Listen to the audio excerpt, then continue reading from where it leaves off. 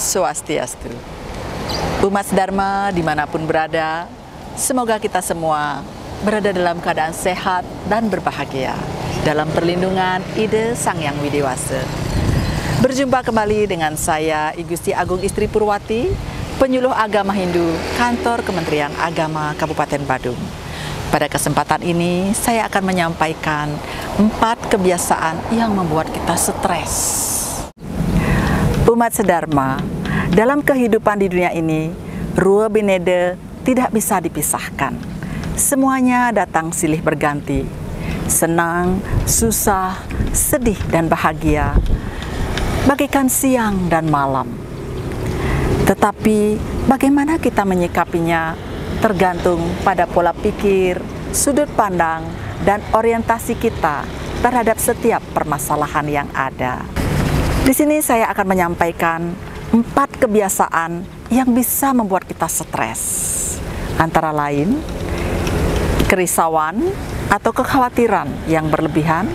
Kedua, suka mengeluh. Yang ketiga, menyalahkan orang lain. Dan yang keempat adalah suka membanding-bandingkan. Mari kita bahas satu persatu. Yang pertama adalah kerisauan atau kekhawatiran. Kita sering khawatir terhadap setiap hal secara berlebihan. Bahkan kita khawatir terhadap segala sesuatu yang belum terjadi. Kita merisaukan permasalahan yang tidak dapat kita pecahkan atau selesaikan. Akibatnya, kita menjadi lelah, stres, dan sakit. Sering kita menghayalkan sesuatu seolah-olah itu akan terjadi, dan kemudian kita menjadi khawatir. Kita menumpahkan segala energi dan tenaga kita untuk memikirkan bagaimana kalau ini terjadi, bagaimana kalau itu terjadi. Waktu kita habis terbuang sia-sia untuk memikirkan sesuatu yang belum tentu terjadi. Hal lain yang dapat membuat kita stres adalah ketika kita mendapat permasalahan yang tidak kita bisa selesaikan pada saat itu. Kemudian terus menjadi pemikiran sehingga kita tidak bisa tidur karena memikirkan permasalahan tersebut. Ada sebuah cerita saat Sri Krishna akan meninggalkan Yudhishthira dan Pandawa. Yudhishthira merasa sangat sedih dan dia berkata, "Wahai Krishna, seandainya kelak saya mendapat masalah yang sangat pelik, kepada siapa saya akan bertanya?" Sri Krishna kemudian menjawab, "Wahai Kakanda, mengapa hal itu Kakanda pikirkan dari sekarang? Itu suatu hal yang sia-sia. Tapi baiklah, jika Kakanda mendapatkan satu masalah yang tidak dapat Kakanda pecahkan, saya akan memberikan secari kertas dan Kakanda bisa buka saat Kakanda ingin mendapatkan jawabannya." Maka suatu ketika Yudhishthira mendapatkan satu permasalahan yang sangat pelik. Dia teringat dengan pesan Sri Krishna, lalu dibukalah catatan itu. Di sana dia menemukan sebuah jawaban. Semua akan berakhir pada waktunya. Yudhishthira kemudian menyadari bahwa dalam kehidupan ini semua memerlukan proses. Daun yang kering akan menjadi busuk, itu pun perlu proses. Seorang anak kecil untuk bisa berjalan, dia perlu proses. Semua perlu proses untuk menyelesaikan, apalagi permasalahan. Ada permasalahan yang bisa diselesaikan pada saat itu, tapi ada juga permasalahan yang perlu proses untuk penyelesaiannya. Hal kedua yang membuat kita stres adalah suka mengeluh. Umat sedharma, orang yang suka mengeluh adalah orang yang pesimis. Sedikit ada masalah sudah mengeluh, seolah-olah dia menghadapi beban yang begitu berat. Kadang-kadang permasalahannya didramatisir menjadi sesuatu yang besar. Ini justru akan mempersulit pikiran untuk mencari solusinya. Mengeluh tidak dapat menyelesaikan masalah, tapi malah akan menimbulkan keruwetan. Aduh, sakit gak sih Rana? ngajak ngorto apa ya? Mau apa ngai tugas? Aduh. Weh, nak engken aja nak kena gerubuk. Ngene bu, ajan bu tugas yang satu pun belum selesai. Gimana mau selesai? Kamu cuma bisa menghayal dan mengeluh saja. Gimana man bu? Udah mau buat, pusing tiba-tiba kepala ini. Terus baru lihat buku, udah mual. Rasanya tuh tugas lebih berat daripada berat badan yang aduh, bu. Semangat nak sedikit, jangan pesimis. Kalau suka mengeluh, pikiran tuh lemah. Kalau pikiran lemah, badan juga ikut lemah.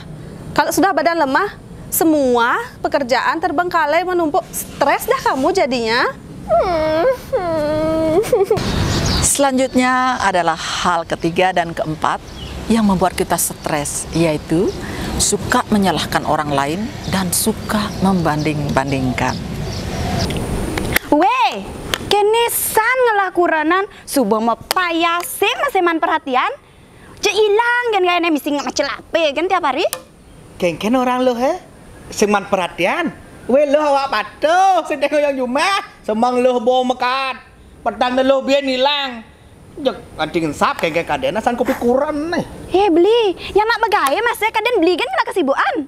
Aduh bedik jo yot lo. Tuang kene kadek wedan juang bediknya ngah ceng-ceng kebes kena cuma. Apa? Ceng-ceng kebes sering belian. Nih banyak yang ceng-ceng kebes daripada yang saya ngomong-ngomong. Mula aja beli tuh liu alasan namang. Sing perhatian aja yang. Sing perhatian lo weh lo dojek lo. Beli nak perlu masih perhatian lo Yang kene beli nak carut jablay, namang lo jablay. Apa tuh? Jarang dibelai. Ngaku jablay bian. Kita selesai di sisi man belayan tuh. Tawang kene beli. Ada yang beli gede aja yang nganten bidan. Weh, apa yo tangan Jangan suka saling menyalahkan dan membanding-bandingkan. Belajarlah bersyukur dan berterima kasih. Ajan tuh agat preng lah kuranan. Ya na toleh, doja kuranan tuh nangnya senglah nang. Umat sedharma, teman dari suka mengeluh adalah menyalahkan orang lain dan suka membanding-bandingkan. Seringkali untuk menutupi kelemahan dan kesalahan, kita mencari orang lain sebagai alasan. Kita menempatkan orang lain yang menjadi penyebab munculnya permasalahan. Sering kita menghabiskan waktu dan pikiran hanya untuk mencari kambing hitam atau menyalahkan orang lain, bukannya mencari solusi untuk menyelesaikannya. Selain itu, kita juga sering membanding-bandingkan kondisi kita dengan orang lain. Setiap orang memiliki kelebihan dan kekurangan. Setiap orang juga dibekali dengan karma baik dan karma buruknya sendiri. Semuanya itu menyebabkan orang lainnya berbeda satu dengan yang lain, walaupun terlahir dari orang tua yang sama. Oleh karena itu, janganlah membanding-bandingkan diri kita ataupun orang lain yang akan membuat kita kecewa, stres, dan tertekan.